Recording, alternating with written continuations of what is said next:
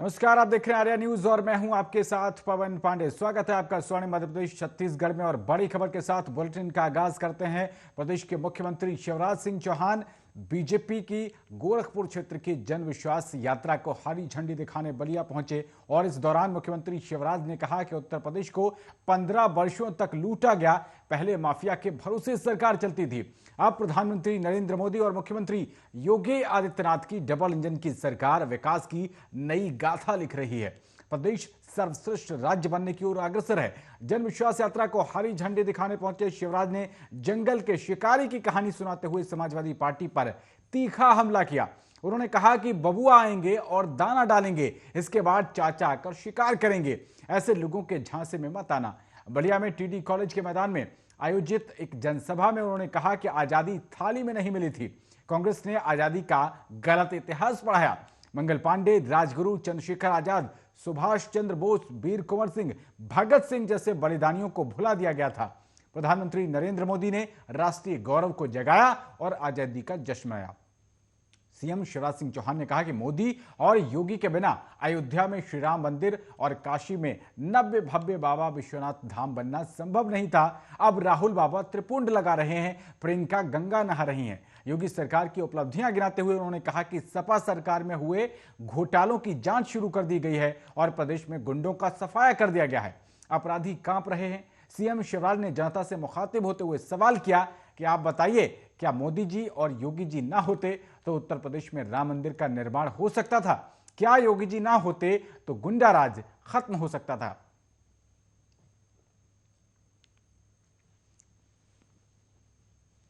और आज हमारी जन विश्वास यात्रा प्रारंभ हो रही है। विश्वास है मोदी में, और मोदी का मतलब भी बता देता हूं।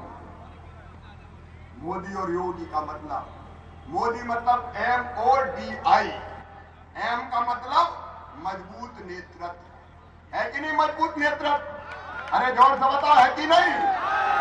ओ का मतलब है ओजपूर्ण व्यक्तित्व, है कोई मोदी के मुकाबले? और डी का मतलब है दृढ़ निश्चयी, जो तय कर लेते, ठान लेते, वो करके दिखाते हैं। ये हम नहीं, पूरी दुनिया कहती है। और आई का मतलब है ईश्वर का वरदान नरेंद्र मोदी, जो भारत का उद्धार करने आया है। यह मोदी का मतलब है। और योगी का मतलब, आई का मतलब है योग। ऐसा योग प्रशासक उत्तर प्रदेश में नहीं हुआ। बोलो सही है कि नहीं? अरे जोर से बताओ, सही है कि नहीं? ओ से है ओजस्वी। महाराज के चेहरे पे अलग ओज झलकता है। अपराधी बिलों में घुस गए, पता ही नहीं चलता है। जेलों से बाहर निकलने की नहीं सोचते। जी का मतलब है गतिशील, दिन और रात काम करने वाला। और आई का मतलब है ईमानदार। ये मोदी और योगी की सरकार।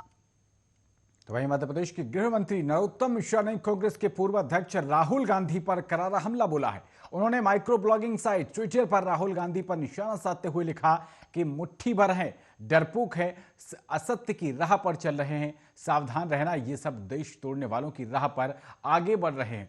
लोकसभा चुनाव में हार के बाद अमेठी से पलायन करने वाले राहुल गांधी जी को पहले अमेठी में क्षमा यात्रा निकालकर उत्तर भारत को लेकर दिए गए अपने बयान पर माफी मांगनी चाहिए।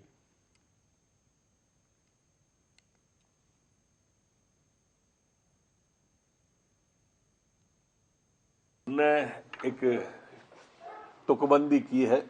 उस तुकबंदी को मैं ऐसे कह सकता हूं कि मुट्ठी भर है, डरपोक है, असत्य की राह पर चल रहे हैं, सावधान रहना, ये सब देश तोड़ने वालों की राह पर आगे बढ़ रहे हैं। पहले तो उन्हें अमेठी में जाके एक क्षमा यात्रा निकालनी चाहिए और माफी पत्र जारी करना चाहिए, जिस तरह से वो अमेठी को छोड़कर गए थे और उन्होंने पहले वहां को समझदार बताया था। अब लौट के फिर वहीं आ गए।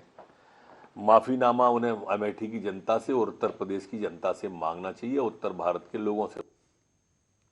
तो इस बीच नरोत्तम मिश्रा ने पूर्व सीएम कमलनाथ को भी अपने निशाने पर लिया। नरोत्तम मिश्रा ने कहा कि वोट के लिए पिछड़ों की बात और शीर्ष अदालत में पिछड़ों से घात करना कांग्रेस का असली चरित्र है और इस मसले पर ट्वीटनाथ जी की खामोशी ने पिछड़ों को लेकर कांग्रेस के दोहरे चरित्र को उजागर कर दिया है। ये बातें उन्होंने कहते हुए मध्य प्रदेश के पूर्व सीएम कमलनाथ पर निशाना साधा है।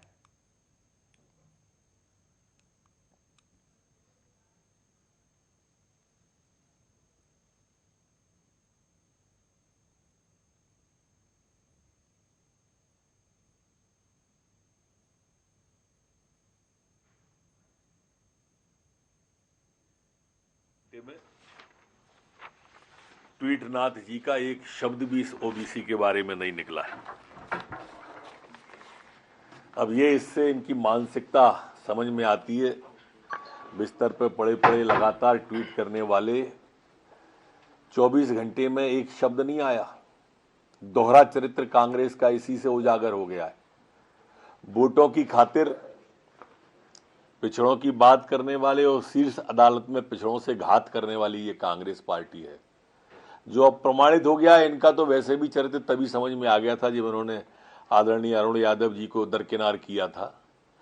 अब शीर्ष अदालत के अंदर कांग्रेस के सांसद के द्वारा पैरवी करना स्पष्ट हो गया है कि ये पिछड़ों से घात कर।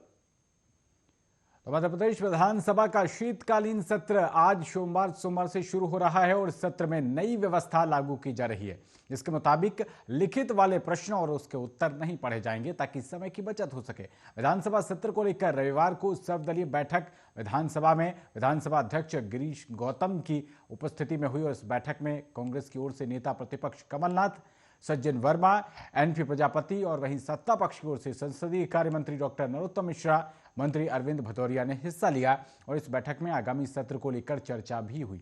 संसदीय कार्य मंत्री डॉक्टर मिश्रा ने बताया कि विधानसभा के शीतकालीन सत्र में जो सिलसिले को लेकर सर्वदलीय बैठक हुई है उसमें सकारात्मक चर्चा हुई और विधानसभा अध्यक्ष ने एक विषय रखा कि ऐसे प्रश्न और उत्तर जो लिखित में आते हैं उनको ना पढ़ा जाए। ऐसे करने से समय की बचत होगी, जिसमें अधिक से अधिक पूरक प्रश्न पूछे जा सकेंगे। इस शीतकालीन सत्र में काफी गहमागहमी रहने के आसार बताए जा रहे हैं, क्योंकि ये सत्र किसान आंदोलन के खत्म होने और राज्य के 2 महानगरों इंदौर और भोपाल में पुलिस आयुक्त प्रणाली लागू होने के बाद हो रहा है। अब इस सत्र में खाद्य समस्या, पंचायत चुनाव में ओबीसी आरक्षण को निरस्त किए जाने के मुद्दे के चलते काफी गर्मागर्मी होने की संभावना है।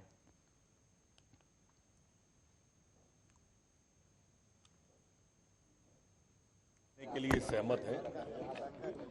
एक विषय अध्यक्ष जी ने ठीक दिया था कि जो प्रश्न लिखित में होता है और उत्तर जिसका लिखित में आता है, उन दोनों को न पढ़ा जाए। उतने समय को सीधा हम पूरक प्रश्न पूछकर समय की बचत कर सकते हैं और अधिक से अधिक क्वेश्चन आए।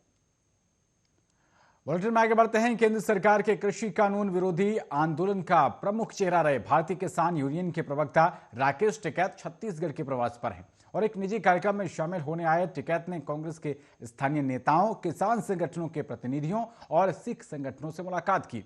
इस दौरान उन्होंने 2 टूक कहा कि सरकार जिन फसलों पर न्यूनतम समर्थन मूल्य घोषित करती है उसे लीगलाइज कर दे। बाद में दूध और सब्जियों की एमएसपी पर भी बात होती रहेगी। कांग्रेस विधायक कुलदीप जुनेजा के यहां पत्रकारों से चर्चा में राकेश टिकैत ने कहा कि दिल्ली का कार्यक्रम सफल रहा, यहां के लोगों का भी उसमें बड़ा सहयोग रहा। संयुक्त किसान मोर्चा में जो तय होता था उसके आधार पर रायपुर और छत्तीसगढ़ के अलग अलग जिलों में कार्यक्रम होते थे। टिकैत ने यह भी कहा कि अभी भी एमएसपी का एक बड़ा सवाल बचा हुआ है। मीडिया और सरकारों के जरिए यह बात जनता के बीच पहुंच गई है और अब आगे सरकार से बातचीत कर उसका समाधान निकालेंगे। उन्होंने कहा कि सरकार अभी जितनी फसलों के लिए एमएसपी घोषित करती है उसे ही लीगलाइज कर दे। एक बार वो हो गया तो आगे दूध और सब्जियों पर भी बात होगी। केंद्र सरकार की ओर से तीनों कानून वापस लेने की वजह पूछे जाने पर टिकैत ने कहा कि सरकार ने हमारा काम कर दिया, खामखां सरकार के कान में उंगली डालकर नहीं हो जाया करते। एमएसपी देने से कृषि उत्पादों की कीमतें बढ़ जाने के कुछ विशेषज्ञों के दावों से जुड़े सवाल पर राकेश टिकैत ने कहा कि ऐसे विशेषज्ञों को हम भी ढूंढ रहे हैं। ये कौन लोग हैं? हमें तो ऐसे एक भी विशेषज्ञ नहीं मिले। टिकैत ने कहा कि हमें एमएसपी दिलवा दो, सरकार को टैक्स भी ज्यादा मिलेगा, हम सरकार को यह गणित बता देंगे। उन्होंने कहा कि ऐसे ही विशेषज्ञ सरकार को गलत राय दे रहे हैं।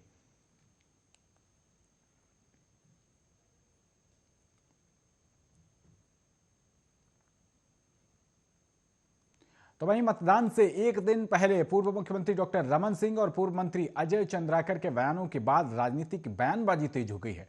कांग्रेस के प्रदेश अध्यक्ष मोहन मरकाम ने कहा है कि भाजपाइयों की अभद्र बोली भाषा और उनका आचरण बता रहा है कि बीजेपी 15 नगरीय निकाय क्षेत्रों में बुरी तरह से चुनाव हार रही है। मरकाम ने कहा कि रमन सिंह का कलेक्टर एसपी को सार्वजनिक मंच से धमकाना, अजय चंद्राकर का लोगों को जिंदा वापस नहीं जाने देने की चेतावनी और हाथ काट लेने की धमकी, महिलाओं का बुर्का उतरवा देने की अभद्र भाषा चुनाव परिणाम के पहले का एग्जिट पोल है, जिससे स्पष्ट है कि बीजेपी मतदान से पहले हार मान चुकी है। बीजेपी नेता जनता के मुद्दों पर बात करने का साहस नहीं जुटा पा रहे हैं। उनके पास सिवाय नकारात्मक बातों के कुछ भी नहीं है और वे अभद्र भाषा बोलकर केवल समाचार माध्यमों का ध्यान अपनी ओर आकर्षित करने की कवायद में लगे हैं। मोहन मरकाम ने यह भी कहा कि 15 निकायों की जनता ने कांग्रेस प्रत्याशियों को जिताने का मन बना लिया है। लोग भूपेश बघेल सरकार के 3 साल के काम को देखकर कांग्रेस के पक्ष में मतदान करेंगे।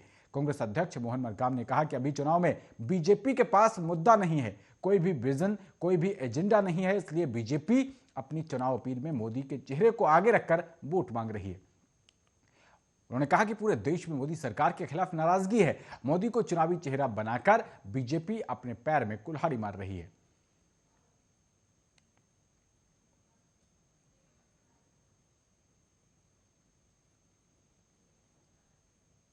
आगे बढ़ते हैं। इस समय दुनिया भर में कोरोना के नए वेरिएंट ओमिक्रॉन का खतरा बढ़ा हुआ है और इसे लेकर हर राज्य सतर्क हो रहा है। इसी लिस्ट में मध्य प्रदेश भी शामिल है। इन सभी के बीच आज मध्य प्रदेश के गृह मंत्री नरोत्तम मिश्रा का बड़ा बयान सामने आया। हाल ही में उन्होंने कोरोना के नए वेरिएंट ओमिक्रॉन को लेकर बयान दिया है। दरअसल गृह मंत्री नरोत्तम मिश्रा ने बयान देते हुए कहा कि ओमिक्रॉन को लेकर मध्य प्रदेश सरकार पूरी तरह सतर्क है। उन्होंने कहा कि हम प्रदेशवासियों को आश्वस्त करना चाहते हैं कि प्रदेश में कोरोना की संभावित तीसरी लहर को रोकने के हर संभव प्रयास किए जाएंगे। आप सभी को बता दें कि मध्य प्रदेश के गृह मंत्री डॉक्टर नरोत्तम मिश्रा रोजाना प्रदेश के कोरोना के नए मामलों का अपडेट देते हैं।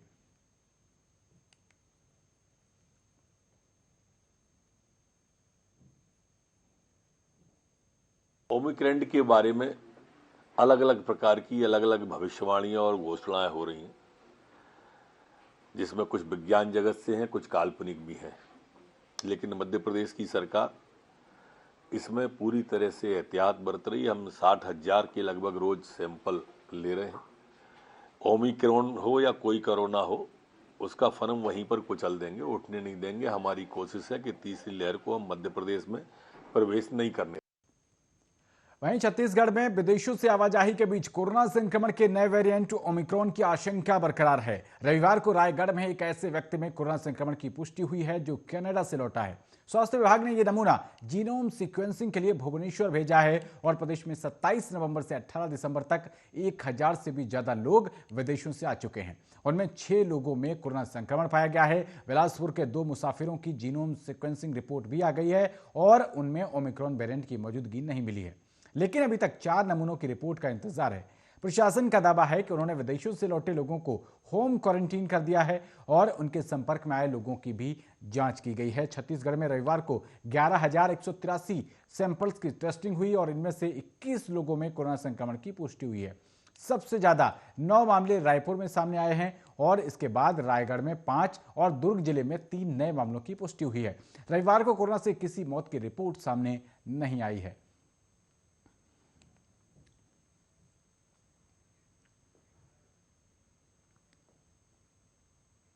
तो खबर कटनी से है, जहां शादी के बहाने 2 दुल्हनें लड़के वालों के 2.25 लाख रुपए लेकर भाग गईं। खुद को गरीब घर का बताकर जालसाजों ने 2 परिवारों से शादी के खर्च के लिए करीब 2.25 लाख रुपए एडवांस में लिए थे और शादी के एक दिन पहले ही सभी फरार हो गए।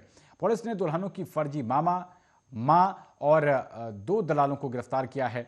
एसपी सुनील कुमार जैन ने बताया है कि कैमूर थाने के बडारी गांव के रहने वाले 76 साल के जगदम्बा प्रसाद दीक्षित ने शिकायत दर्ज करवाई थी। उन्होंने बताया कि उनके 2 बेटे वसंत लाल दीक्षित और राजेश दीक्षित अविवाहित थे और 2 महीने पहले सतना के रहने वाले अरुण कुमार तिवारी और मनसुख रैकवार जो हैं वो घर आए थे। उन्होंने बताया कि सतना के सिंधी कैंप में रहने वाली बबीता तिवारी की 2 बेटियां हैं। पिता नहीं होने से उनकी आर्थिक स्थिति ठीक नहीं है। जगदम्बा को भी दोनों बेटों की शादी के लिए लड़की की तलाश थी और उनके बुलावे पर वे 23 अक्टूबर को सतना पहुंचे। यहां उन्हें 2 मंजिला मकान में बबीता तिवारी से मिलवाया गया। दोनों लड़कियों को भी दिखाया गया। जगदम्बा को बहू के रूप में साधना तिवारी और शिवानी तिवारी पसंद आ गई। उन्होंने उसी दिन रिश्ता तय कर लिया और पुलिस ने बताया कि बबीता तिवारी का भाई केशव प्रसाद का पूरा नाम केशव प्रसाद और वो करकोठी गांव सभापुर सतना का है। वहीं भाई दीपक का नाम दीपक वो बरती गांव रामपुर सतना का है। दुल्हनों का नाम साधना और शिवानी बताया जा रहा है। ये दोनों टिकुरी थाना कोटर सतना की निवासी बताई जा रही हैं। मामले में अब पुलिस आगे की कार्रवाई में जुटी हुई है।